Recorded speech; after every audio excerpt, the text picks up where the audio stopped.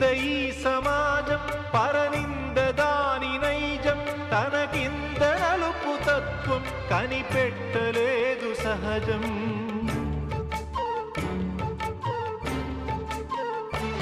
తన కళ్ళ ముందు ఘోరం కాదనదు పిరికి లోకం అన్యాయమన్న నీపై మోపింది పాపభారం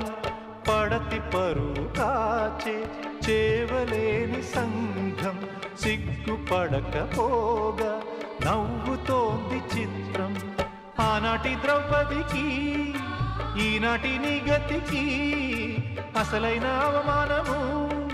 చూస్తున్నా కళ్ళది అంతేగాని నీలో లేదే దోషం